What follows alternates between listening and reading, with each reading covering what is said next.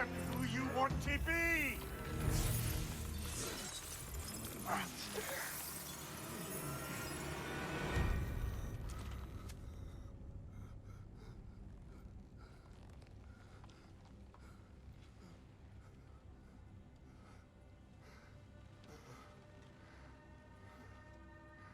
We can all agree that 2018's God of War reminded other game development companies that games with single-player campaigns can still make a tremendous impact throughout the community. In a space that is dominated by online multiplayer, microtransactions, and DLC, it was a breath of fresh air for a game to have none of these things and still manage to take the world by storm. Now, after 4 long years, we finally get the sequel to 2018's God of War. Hey guys, it's your boy TKB, aka That King Boo, and after a magnificent playthrough of the long-awaited God of War Ragnarok, I am honored to share my thoughts with you in this review. Before I start this video, please be sure to like, comment, and subscribe. Now let's get this video started. If you thought Santa Monica Studios outdone themselves with God of War 2018, think again. God of War Ragnarok builds off the legendary foundation of the previous installment by telling a compelling story that pulls at your heartstrings while providing you with barbaric combat.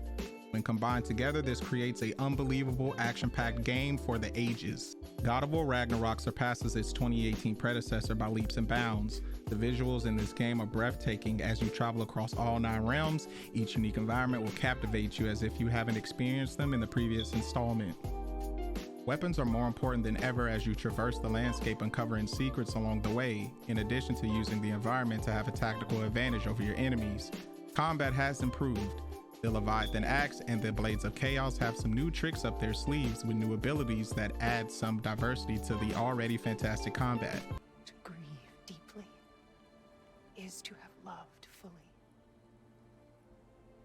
Open your heart to the world as you have opened it to me, and you will find every reason to keep living in it. This part of the review may contain spoilers. You have been warned. Now let's get to the story.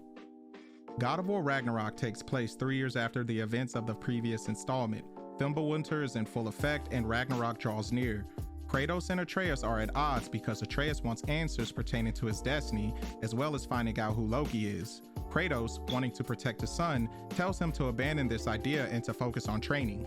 Sometime after, Thor and Odin show up to their house. Thor seeks a blood payment for Kratos for the death of his 2 sons, while Odin advocates for peace between himself and Kratos. Odin only asks is that Atreus stop searching for Tyr. Following the epic battle between Kratos and Thor, Kratos lectures Atreus about trust, but soon after, Atreus convinces Kratos to follow him to a shrine to show Kratos the prophecy foretold within it. With their location compromised, Kratos and Atreus stay at Sentry's house while they search for Tyr. When they successfully rescue Tyr from his imprisonment, the 3 of them travel to Alfheim and search for another prophetic shrine left by the giants. As you make your way through the story, you play as Atreus and embark on a journey of his own. He continuously breaks the trust of his father by sneaking out to search for answers pertaining to his destiny. When confronted by Kratos, he withholds information because he feels that it will keep the people around him safe. He does this multiple times throughout the story, but when Kratos decides to listen, this allows Atreus to express his feelings, thus making the relationship between father and son even stronger. By this time, Freya has joined them in their quest to stop Odin after forgiving Kratos for killing her son Baldur in the previous game. After all the prophetic shrines have been found and most of the prophecies fulfilled, they realize that Ragnarok is inevitable. Kratos, Freya, and others decide to unite the other realms in order to take down Odin. With a well-drawn-out plan and the power of the Gjallarhorn, Kratos and his newfound army are victorious against Odin, thus saving the 8 remaining realms.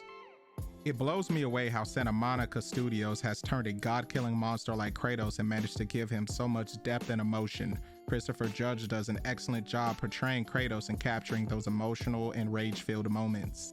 The writers did a phenomenal job. If you really analyze the story, there are a lot of lessons that you as a player would pick up. Love, family, forgiveness, and letting go of the past are just a few teachings that come to mind. For a matter of fact, this has been one of the best stories that I've experienced in a very long time. So, without further ado, I give God of War Ragnarok a 10 out of 10. And that will be it for today's review. If you enjoyed this video, please be sure to like, comment, and subscribe. Also, don't be afraid to check out more of my content on my page. Make sure to stay safe out there and be better. Peace. I came to these lands to escape my past, to start a new life. I can hide no longer.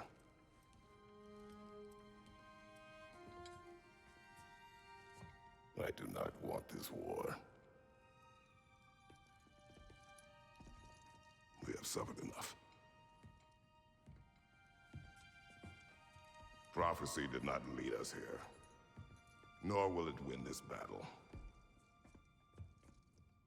Wars are won by those that are willing to sacrifice everything. If that is the cost of vengeance, so be it.